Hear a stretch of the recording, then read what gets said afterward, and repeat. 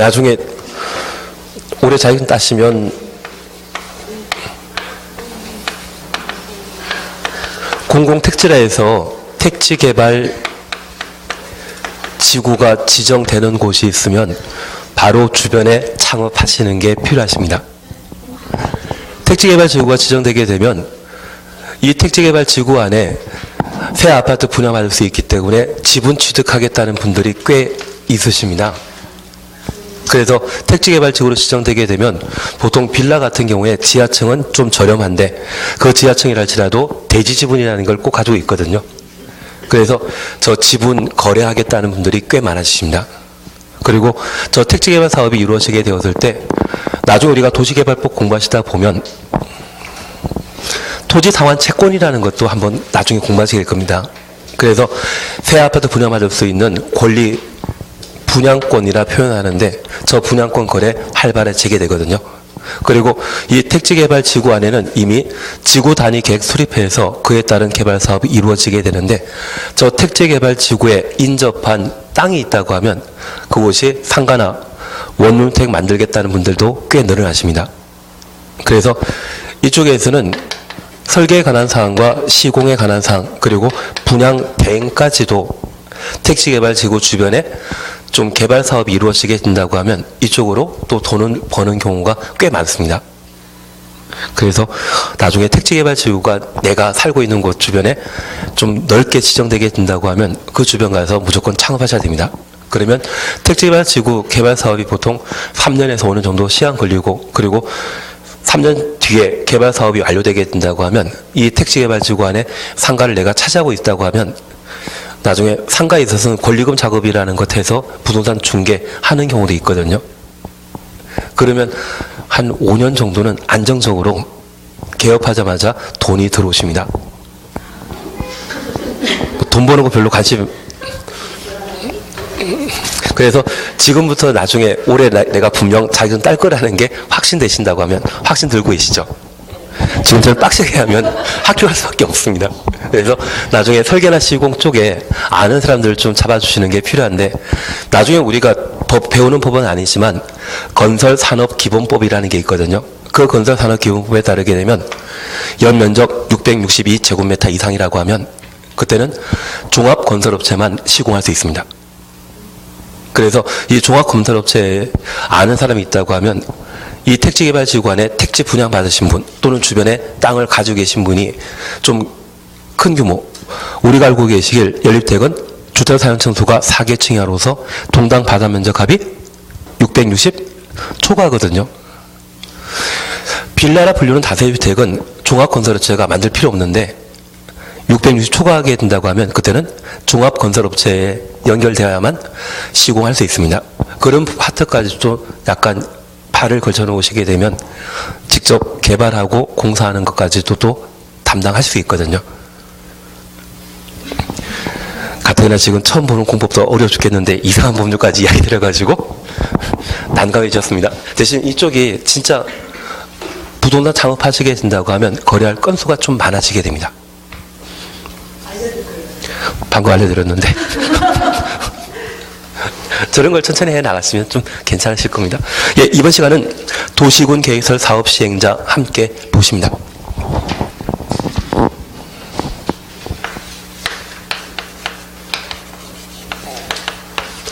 이 단계에 해당되는 것으로서 도시군 계획설 사업 시행자가 결정되게 되면 그 사업 시행자는 실시계획 작성해서 결정권자에게 인가받도록 되어 있습니다.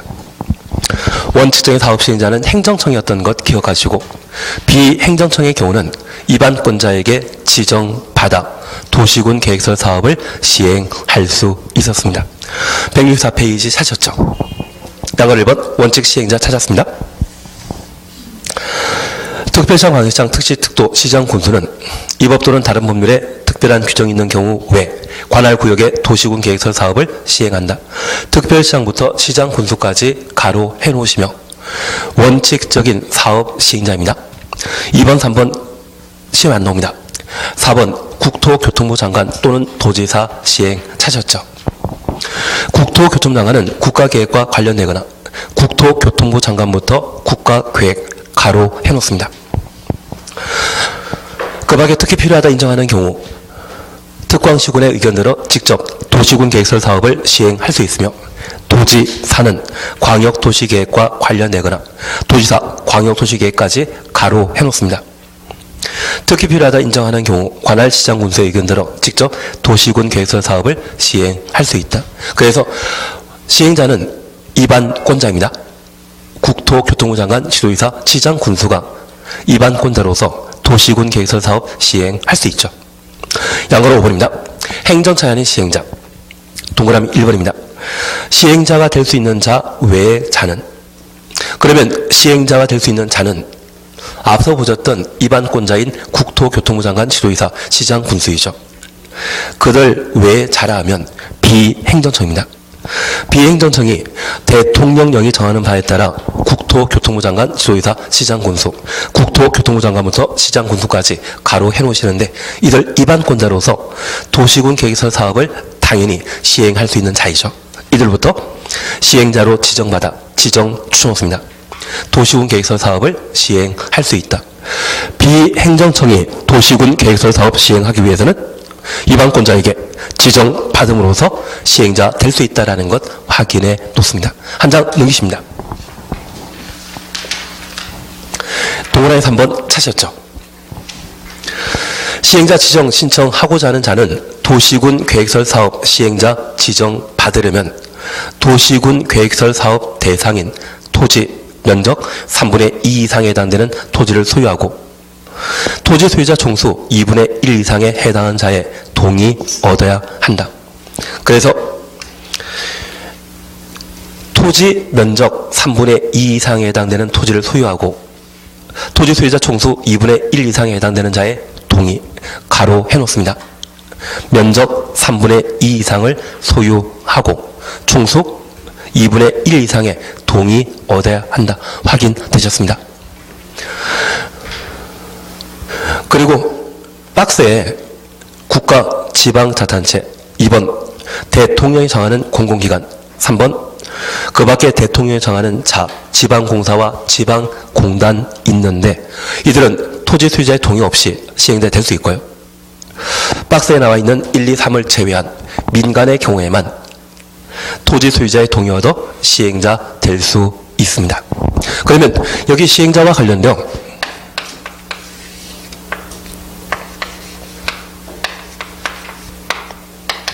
도시군 계획설 사업 시행자는 원칙적으로 행정청인데 사업 시행자 될 수 있고 예외적으로 행정청인 입안권자로부터 지정받아 도시군 계획설 사업 시행자가 될 수 있는데 지정받아 도시군 계획설 사업 시행자가 될 수 있는 자는 정부투자기관, 지방공사와 민간이 지정받아 도시군 계획설 사업 시행자가 될 수 있습니다. 토지 소유자의 동의, 정부투자기관 등은 필요 있다 없다? 없습니다. 민간의 경우에만 토지 소유자의 동의 받아 도시군 계획설 사업 시행할 수 있고 돈 예치해야 되죠. 그러면 이 토지 소유자의 동의에 있어서는 도시군 계획설 부지로 결정되게 되면 그 도시군 계획설 부지 중에 3만 제곱미터라고 하면 2만 제곱미터는 도시군 계획설 사업 시행자 되고자 하는 자가 직접 뭐하고? 소유하고 그 나머지 토지 1만 제곱미터가 토지 소유자가 만약 10명이라면 10명 중에 2분의 1 5명 이상의 토지 소유자의 동의 얻게 되면 이미 도시군 계획설 사업 시행자는 3분의 2 땅은 소유하고 있고 3분의 1 땅에 대해서만 수용하는 것이죠. 이걸 수용해서 도시군 계획설 사업을 시행할 수 있다는 이야기입니다. 그런데 우리 이렇게 잠깐 이해해 놓습니다. 만약 이번에 아파트 등을 만들겠다고 지구단위 계획구역이 지정되었는데 저 아파트 만들고자 하는 곳의 도로가 왕복 2차선입니다. 그래서 해당 지역 주민들에게 우리 동네를 발전시키기 위해서는 2차선 도로 가지고는 부족하니까 왕복 8차선 도로 만들자고 가끔 마을 잔치를 하는 경우가 있습니다. 그리고 돼지 한 마리 잡아놓고 마을 잔치하다 보면 우리 마을 발전시키기 위해 동의서를 하나 쭉 돌리면 다들 사인하시죠? 사인 안 하겠습니까? 가끔 우리 동네에 학교 하나 만들어가지고 지역 발전시키자고 하면 그 대학교 부지를 하시라도 다들 서류 한번 쭉 작성해 줄 것 같습니다. 그런데 참 안타까운 게 이 도로 확장과 관련되어 이쪽 편의 토지 소유자라고 하면 도로, 부지로 도시군 관리 계획으로 결정되었다면 이 땅 뭐 한다는 이야기입니까? 수용될 수 있다는 이야기입니다. 그러면 이 부지에 대해 도시군 계획설 사업 시행자 되고자 하는 자는 한 5년에서 7년 정도 토지 작업을 합니다. 그래서 시행자 명의로 그 예상 부지 면적 3분의 2에 대해서는 어떻게든 취득하고요. 그리고 남아있는 땅 한 10,000제곱미터 존재한다면 저 10,000제곱미터 중에 자기 임원 명의로 10제곱미터의 토지를 좀 확보하게 합니다. 조금씩. 그리고 이 수용 예정인 10,000제곱미터의 토지 소유자가 현재 5명이라고 하면 10제곱미터의 땅을 5필지를 걸쳐 이번 5명으로 채워넣게 된다고 하면 10,000제곱미터에 해당된 토지 소유자의 총수는 갑자기 10명이 되고 토지 면적과 관계없이 10제곱미터의 토지 소유자가 이번 도시군 계획설 사업 시행자 지정 신청 시에 동의서만 하나 작성해 주게 되면 10,000제곱미터 중에 뭐 9,000제곱미터 정도에 대해서는 강제 수용할 수 있거든요. 그래서 나중에 우리 동네에 뭐 하나 만들겠다고 동의서 한번 작성해 달라고 부탁하면 무시한다, 작성해 준다. 무시하셔야 됩니다. 안 그러면 내 땅 강제 수용당할 상황이 발생하게 됩니다. 갑자기 제가 불신을 야기하는 그런 사회를 만들게 되었습니다. 저 나쁜 놈인 건 좀 아시겠지만 나중에 이런 일을 당하시면 좀 안 되십니다. 다만 내가 시행이란 일을 내가 적극적으로 하고자 한다고 하면 가끔 동네 발전시키기 위해 서류 한번 쭉 돌리실 때도 필요하시고요. 그리고 가끔 전화했는데 내가 동의서 써주고 싶은데 아침 일찍 출근하고 밤늦게 퇴근한다고 하면 출근하기 전에 집 앞에 대기하고 계시고 퇴근한 시간이 12시라고 하면 밤 12시에도 기다리고 계셔야 되죠. 예, 그렇게 이해하시는 걸로. 그래서 우리 토지와 관련되어 가끔 토지 전문가 이야기 듣는 것은 이 제도를 좀 적극적으로 활용하기 때문에 토지 전문가라는 이야기를 좀 들을 수 있습니다. 그냥 하던 것 가도록 하겠습니다. 그래서 우리가 이해하실 것은 민간이 도시군 계획설 사업 시행자로 지정되기 위해서는 예정 면적의 3분의 2 이상은 소유하고 남아있는 토지에 대해서는 토지 소유자 총수의 2분의 1 이상의 동의받은 때만 도시군 계획설 사업 시행자로 지정될 수 있다. 그것 잡아주시는 게 이쪽입니다. 그래서 대한민국에는 한 120개 부동산과 관련된 공법 규정이 있습니다. 우리는 대표적인 법률로서 도시개발법이나 도정법에 관한 사항들을 정리하시는데 이번에 다산 신도시 위천에 테크노밸리 하나 만들어진다면서요. 그건 뭐 들어본 적 없으십니까?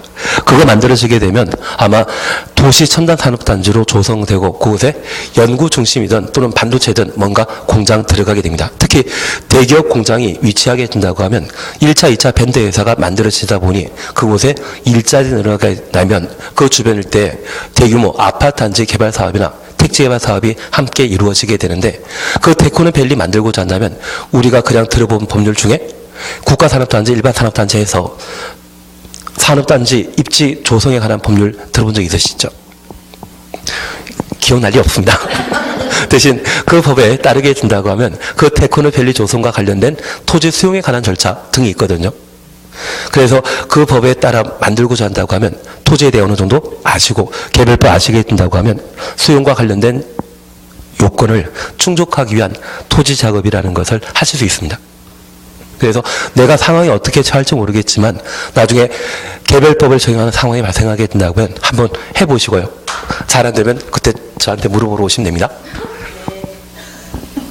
저는 저희 시험이 아닌데도 불구하고 가끔 생산정보에서 강의할 때 이상한 법률 가지고 토지 수용하는 그 등에 대해 가끔 건설회사 임원들 대상으로 강의하는 때 있거든요. 저 나쁜 놈이죠. 그분들이 별로 편법만 강의하다 보니까 대신 나중에 내가 실무에 닥치게 된다고 하면 우리가 공부한 6개 법률 외에 다른 법률도 참 많거든요. 그러한 부분을 내가 부동산 중개하면서 직접 경험하시고 체험하시고 내가 좀 모르는 게 있다고 하면 가끔 한번 물어보시면 됩니다. 일단 직접 해보셔야 됩니다. 예. 그래서 도시군 계획설 사업과 관련되어 민간 동의받은 때만 시행자로 지정될 수 있다는 것 확인해 주시고 자주 시험에 출제되는 표현입니다. 꼭 한번 확인해 놓습니다. 그리고 4번 실시계획 작성에 관한 사항 보실 수 있고요. 한 장 넘기시면 168페이지에 실시계획 인가 찾으셨죠. 동그라미 1번입니다. 국토교통장관 지도이사 대도시장 결정권자이죠. 내용 보십니다. 도시군 계획설 사업 시행자는 실시계획 작성하면 대통령령이 정하는 바에 따라 국토교통부장관 지도이사 대도시장에 인가받아야 된다. 국토교통부 장관부터 대도시장까지 가로 해놓으시면 결정권자라는 것 확인하시고 결정권자의 인가받아 도시군 계획설 사업을 시행하게 됩니다. 옆에 페이지 보시게 되면 4번 서류의 열람 찾으셨죠. 그리고 동그라미 1번 공고 열람입니다. 하나 질문이 있습니다. 확정된 사항을 광역도시계획과 도시군 기본계획에 있어서는 일반에게 30일 이상 열람하게 하여야 한다. 정책 수립하기 전에 공람은 며칠? 14일입니다. 우리 약속하셨습니다. 사전 주민 의견 청취 방법에 있어서는 공청회와 공람 절차가 있는데 공청회는 공법에 딱 3군데입니다. 광역도시계획과 도시군 기본계획 그리고 도시개발법에 도시개발구역의 다리 면적이 100만 이상이면 공람 절차 거친 이후 공청회 개최하여야 합니다. 공청회는 딱 3군데입니다. 공청회를 제외한 각종 인허가 시의 주민 공람 절차에 있어서는 항상 14일 이상 열람하여야 한다. 기억나시겠습니까? 그래서 앞으로 공고 열람이란 말 보게 되면 항상 며칠 이상? 14일 이상. 다른 거 없습니다. 괜히 질문 던졌나 봅니다. 알고 있는 걸. 그래서 동그라미 1번 국토교통부 장관 지도이사 대도시장은 실시계획 인가하려면 미리 대통령령이 정하는 바에 따라 그 사실 공고하고 관계 서류 사본을 14일 이상 일반이 열람할 수 있도록 하여야 한다. 열람 이야기 나오면 항상 14일 이상으로 봐놓으셔야 됩니다. 나중에 도정법 공부하시면서 딱 2군데 30일 이상을 보게 될 겁니다. 그거 빼고 열람은 항상 14일 이상으로.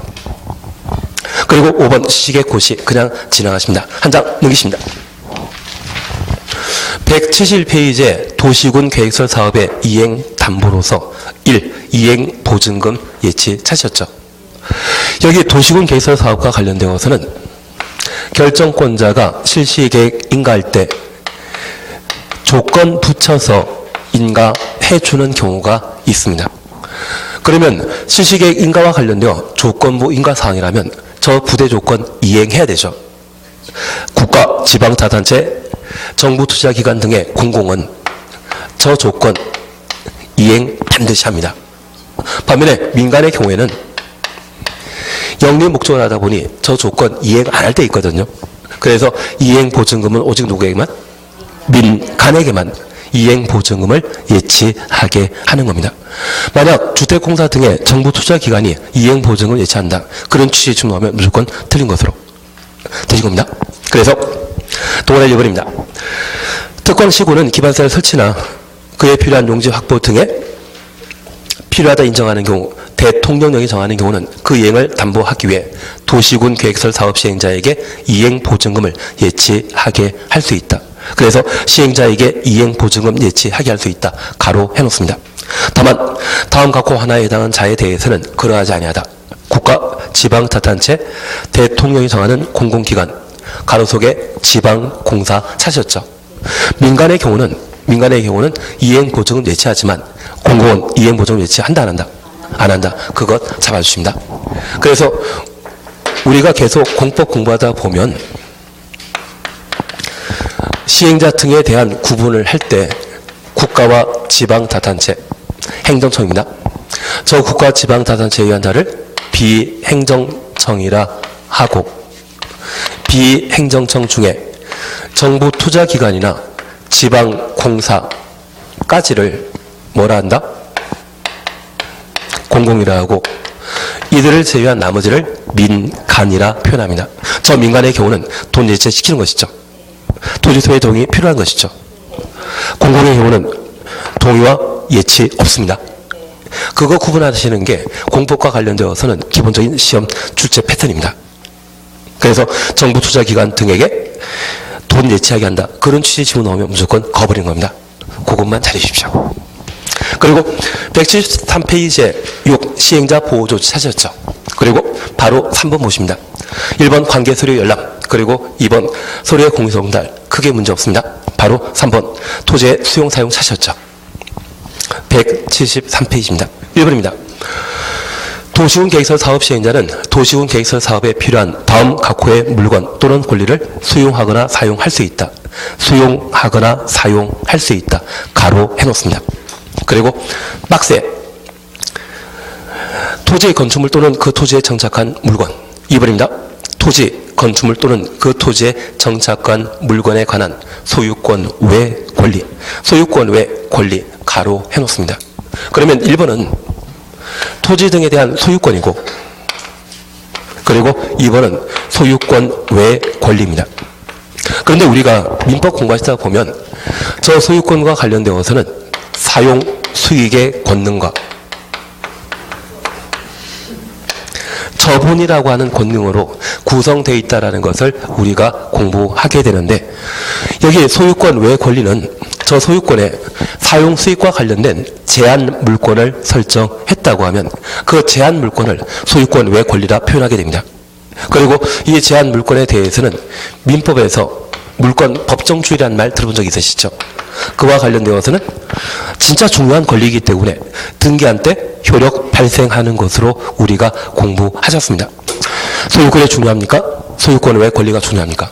소유권 외 권리가. 사용수익 처분 중에 무엇이 더 중요한 겁니까? 사용수익이. 그래서 물권 법정주의에 따라 지상권 등에 대해서는 등기에서 그 권리를 공시하도록 되어 있는 것이죠. 그러면 시행자는 소유권에 대해서만 권리 보상하는 것이 아니라 무엇도? 소유권 외 권리에 대해서도 충분히 보상해야만 도시군 계획설 사업을 시행할 수 있다는 점 이해해 주십니다. 그래서 소유권 외 권리도 보상 대상이라는 것 맞죠? 예, 그러한 의미에서 이렇게 표현하게 됩니다. 우리는 민법 워낙 잘하시다 보니까 이제 민법은 도사 거의 다 되셨죠. 그냥 천천히 하십니다. 예, 천천히 하십니다. 그리고 두 번째 우리 보실 것이 일시 사용입니다. 도시군 계획설 사업 시행자는 사업 시행을 위해 특히 필요하다 인정하면 도시군 계획설에 인접한 주놓습니다.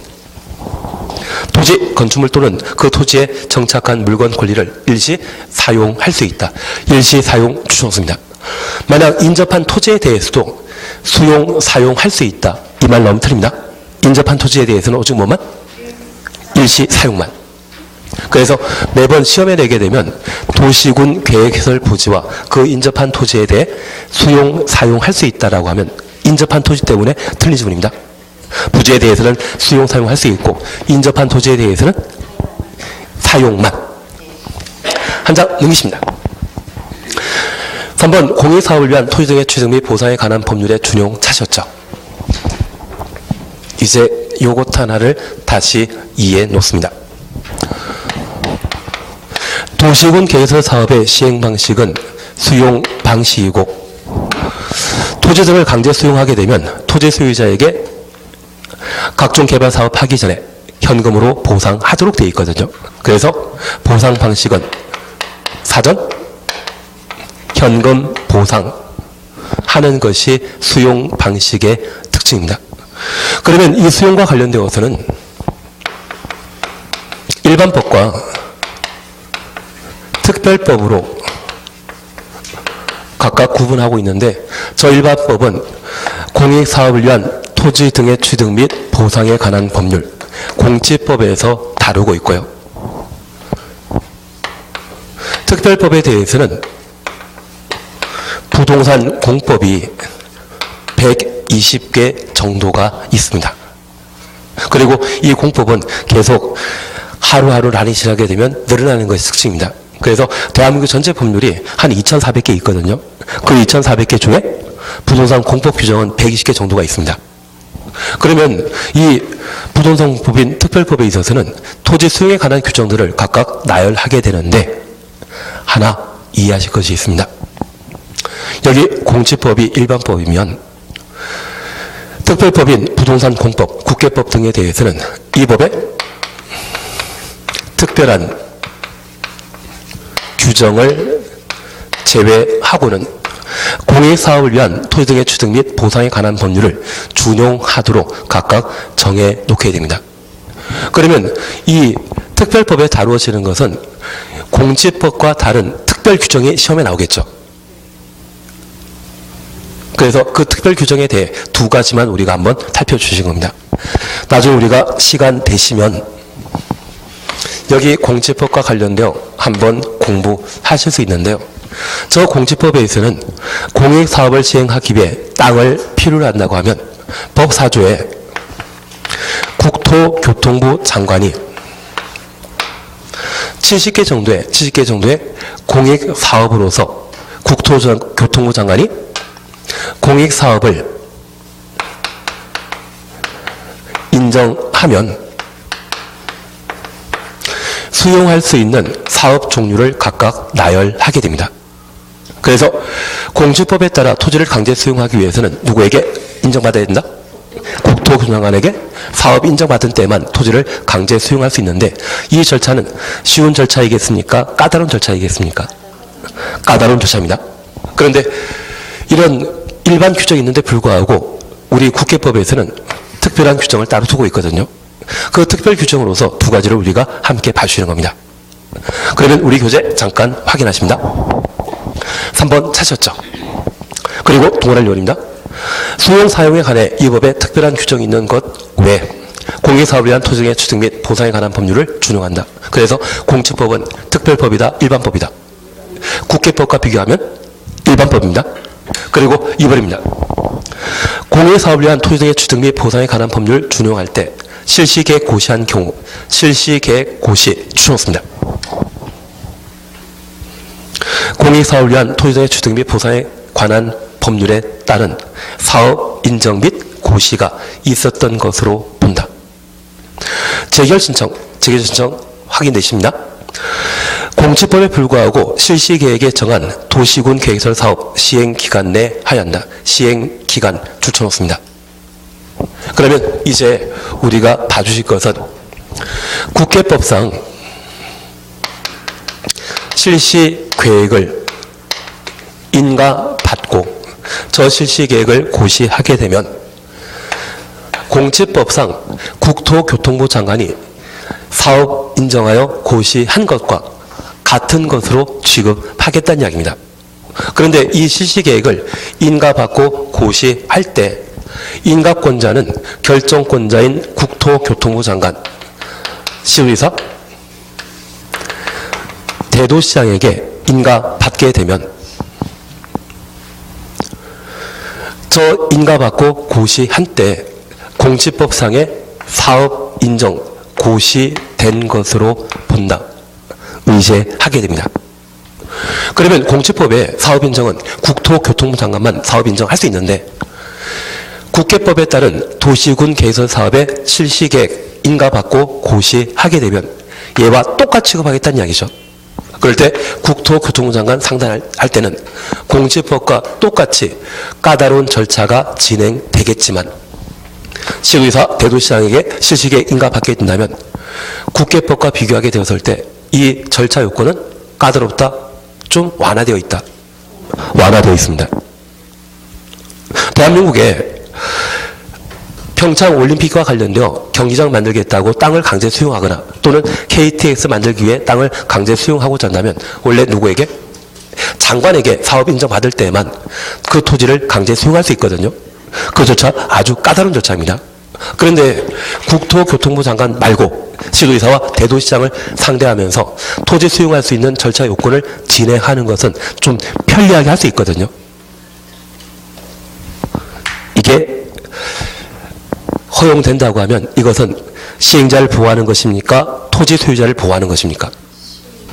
얘만 인정한다면 토지 소유자를 적극 보호하는 것인데, 이런 방법으로도 사업 인정받아 토지를 강제 수용할 수 있다고 하면 얘는 토지 소유자 보호한 것이 아니라 시행자 보호 규정이 되는 겁니다. 취지 이해하시겠습니까? 나중에 내가 민간이랄지라도 일정한 요건 갖추게 되면 도시군 개설 사업 시행자 될 수 있죠. 그리고 그에 필요한 땅, 매매 방법으로 땅 토지 소유자에게 토지를 취득하고자 하는데 절대 안 팔겠다고 합니다.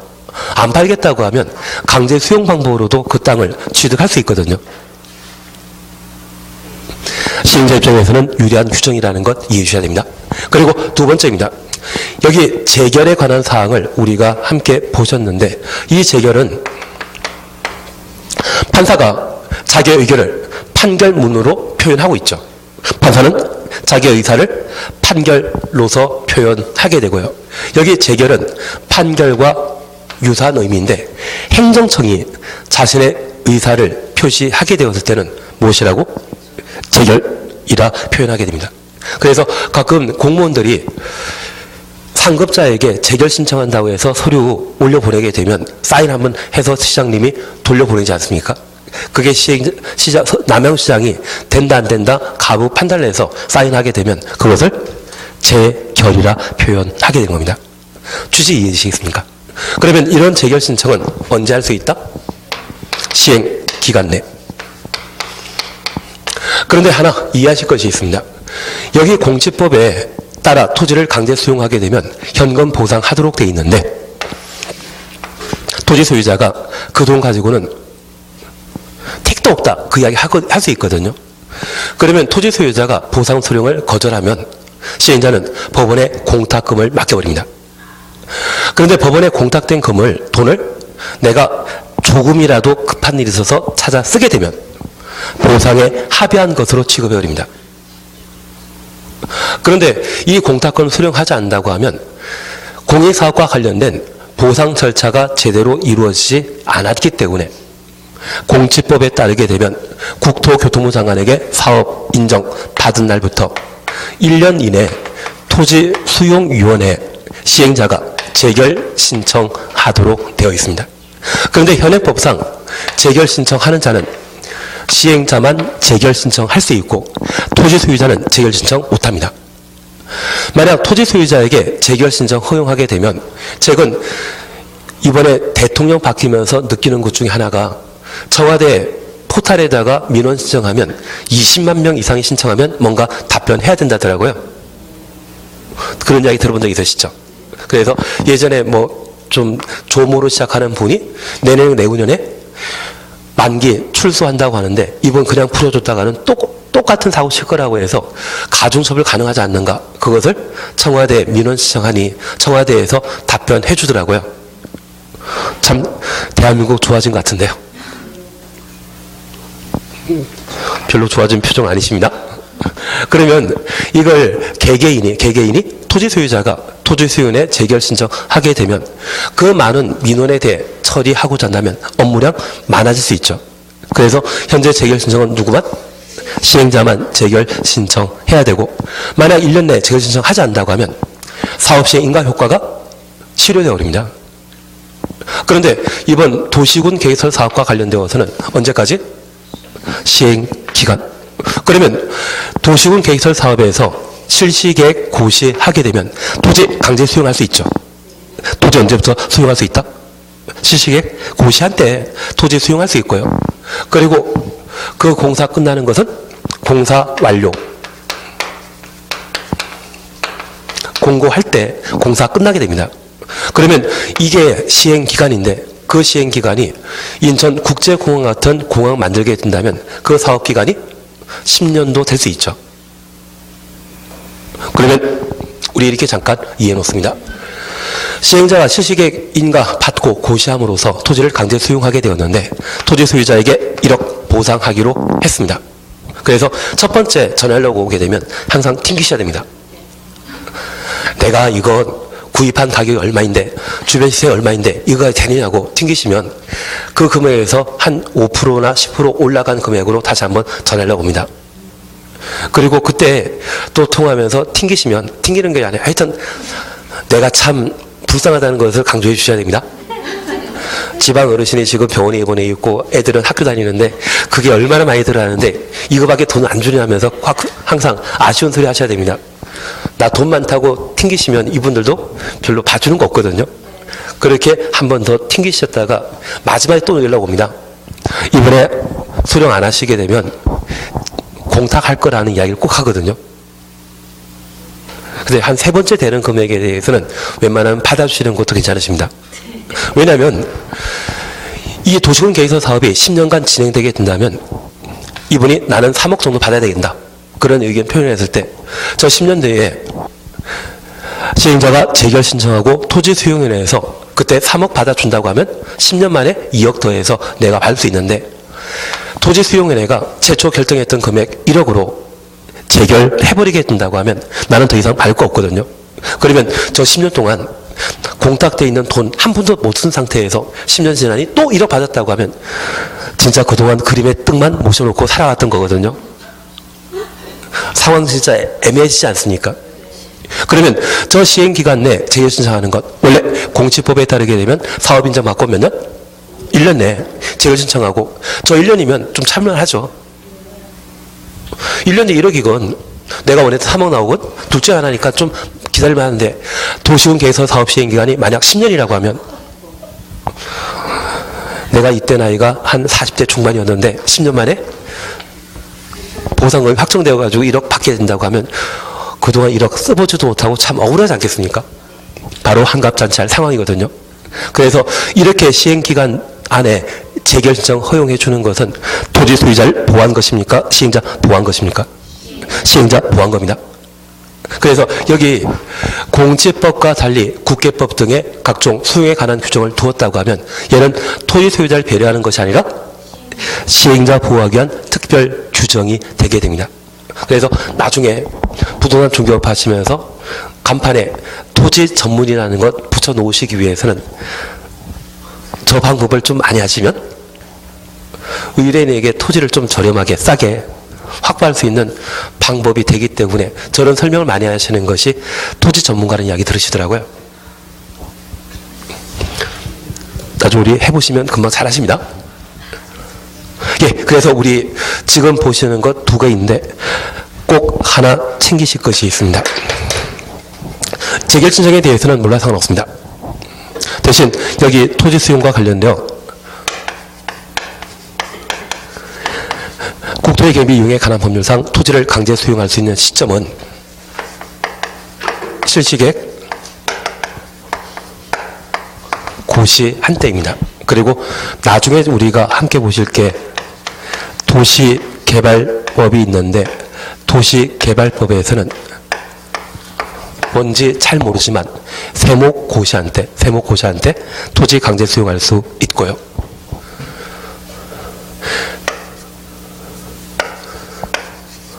도정법상 토지를 강제 수용할 수 있는 것은 사업 시행 인가 받게 되면 토지를 강제 수용할 수 있고 주택법에서는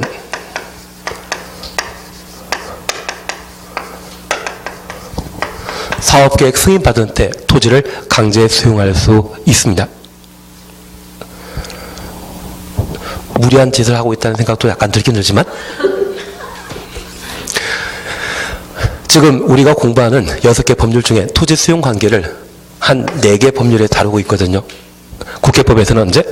실시객 고시한테 토지 수용할 수 있고 도시개발법에서는 세목 고시한테 도정법에서는 사업시행 인가받은 때 주택법에서는 사업계획 승인받은 때 토지를 강제 수용할 수 있다. 그래서 토지 수용 시기가 서로 각각 다르기 때문에 우리 시험에 자주 출제하는 편입니다. 저 정도만 한번 봐주십니다. 요것만이라도 기억해 주십시오. 아니요, 듣지 마십시오.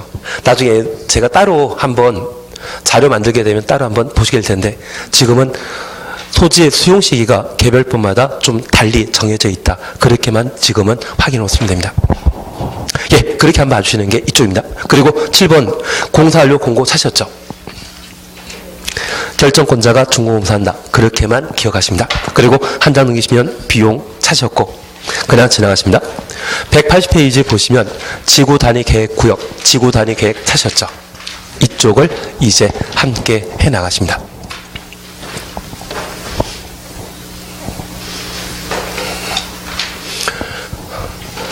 지금까지 우리 도시군 계획서를 함께 보셨는데, 도시군 계획서를 사업하는 곳을 도시군 계획서를 부지라 하고 건축물 공장을 설치할 수 없다. 기억나십니다. 그리고 이 도시군 계획서를 부지에는 사업 시행 안 하는 것과 시행하는 경우가 있습니다. 시행 안 하면 저 도시군 계획서를 부지 10년과 20년, 20년 되는 다음날 실효, 10년 경과된 지목대인 토지의 경우는 매수 청구할 수 있다. 그것만 잡아놓습니다.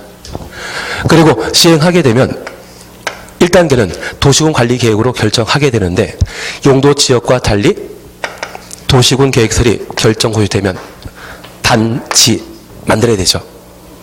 단계급행계획 2년 내에 수립해야 되고, 지형도면 고시는 즉시. 특히 지형도면 고시해야만 도시군 관리계획의 효력 발생했다는 것 다시 한번 살펴놓습니다. 그리고 2단계가 시행자입니다. 실시계획입니다. 다른 거 없습니다. 여기 시행자와 관련되어 입안권자는 당연 시행자인데, 비행정청은 지정받아야만 사업시행자 될 수 있고, 특히 정부 투자기관이나 지방공사의 경우는 토지 소유자의 동의 있다 없다? 없습니다. 반면에 민간의 경우는 면적 3분의 2 소유하고 토지 소유자 총수 2분의 1 이상의 동의 받아야 됩니다. 그래서 만약 우리 중에 남양시장하고 좀 연결되시게 되면 6월달에 선거 치르시거든요. 경기도지사 여기 오셔가지고 사진 촬영 한번 하게 되면 한번 어깨 동무하면서 사진 한번 찍어주셔야 되죠. 누가 시장 될지 모르겠지만 시장분하고도 어깨 동무 한번 하고 사진 촬영해 놓으시고 부동산 중개업소에 잘 걸어 놓으시면 나는 시장과 도지사와 인연 있는 사람이거든요. 아니, 나중에 토지 개발할 때 인허가 받는 게 좀 전문가라고 누가 좀 인정해 주지 않겠습니까? 전혀 관심 없으십니다. 만약 그렇게 된다고 하면 이와 관련된 시행자 지정, 심지어는 지방공사 끼고 사업하게 되면 토지 소유자 동의 아예 필요 없습니다.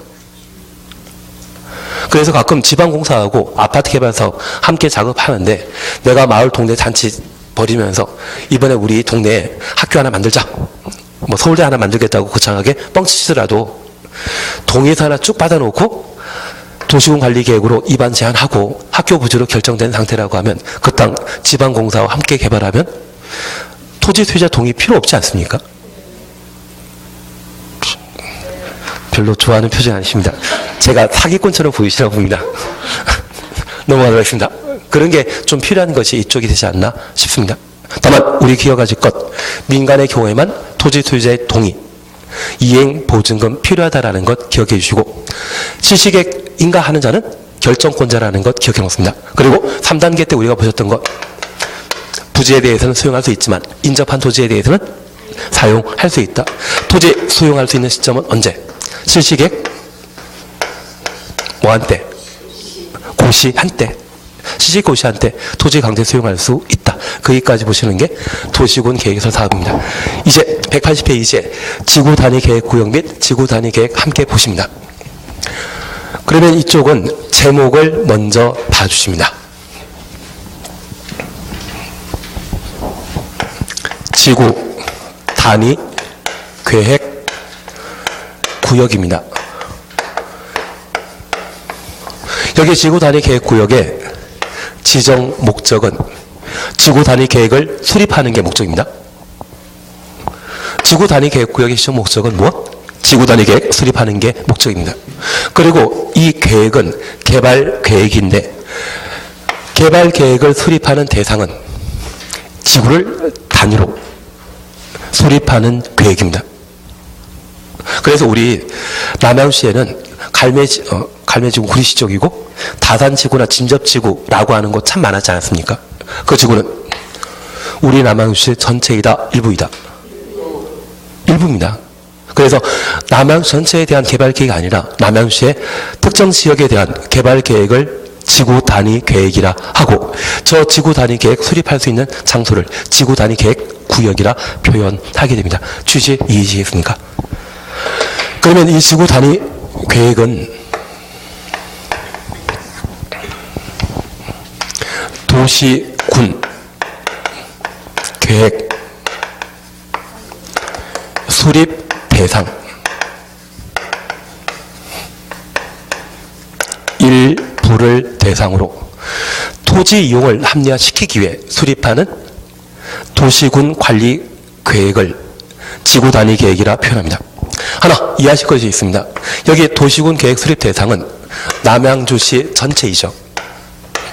남양 전체를 대상으로 수립한다? 일부를 대상으로 수립한다? 일부를. 그러면 도시군 계획 수립 대상 전부에 걸쳐 수립하는 것은 도시군 기본계획과 도시군 관리계획이 있습니다. 도시군 기본계획과 도시군 관리계획이 있는데 저 도시군 계획 수립 대상 전부를 대상으로 또 지구 단위 계획 수립하는 것은 필요 없죠. 전부로 말쓰면 된다, 안 된다? 안 된다. 일부만. 그래서 도시군 계획 수립 대상 지역은 어디? 특별시, 광역시, 시군이 도시군 계획 수립 대상이고 그 일부에 토지 이용을 합리화시키기 위해 수립하는 계획을 지구 단위 계획이라 표현합니다. 이제 이렇게 잠깐 이해하십니다. 도를 기준으로 양쪽에 한 20억 들여서 금융기관을 각각 만들어 놨는데 이 금융기관의 경우는 주변이 여러 토지 소유자가 많은 돈 들여서 현대식 건물을 잘 만들어 놓은 상태입니다. A 금융기관입니다. 그리고 이 금융기관 옆에 여러 필지의 토지 소유자가 존재하는데 토지 이용 상태가 한 분은 1층짜리 통닭집을 하나 만들어 놨는데 그 통닭집 이름이 고수 닭이더라고요.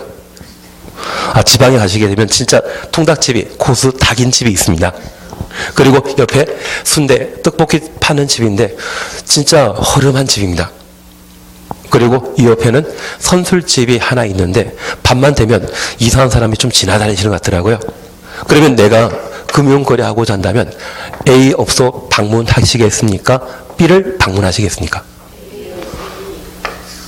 그래야만 되십니다. 가끔 B라고 이야기하시는 분이 계시는데 그러시면 안 됩니다. 그러면 우리 잠깐 이해하실 것이 있습니다.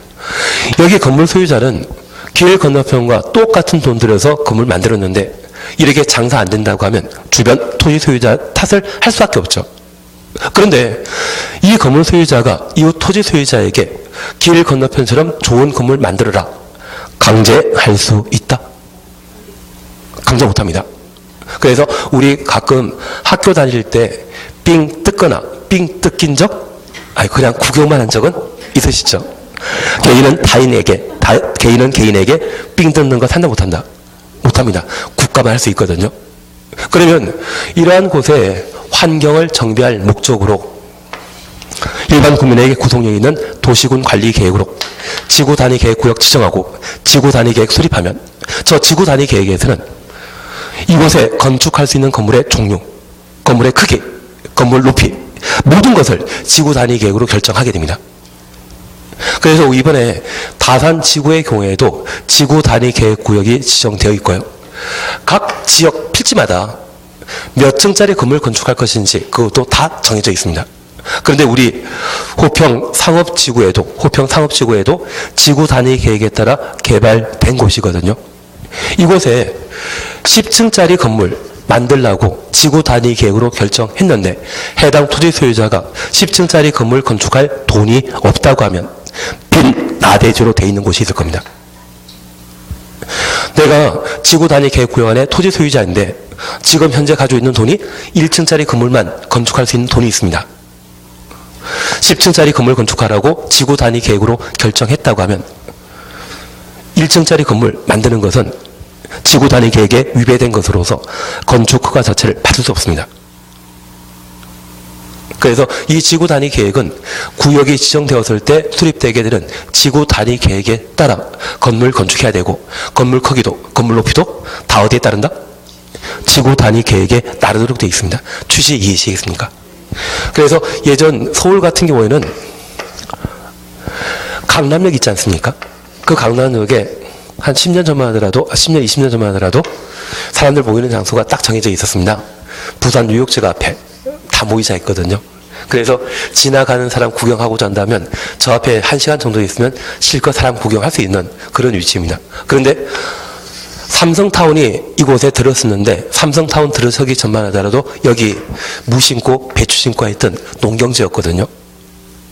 이 강남지구도 1970년대에 강남 택지개발 사업할 때 이곳에 건물 어떤 정도의 크기를 만들려고 정해놨었습니다.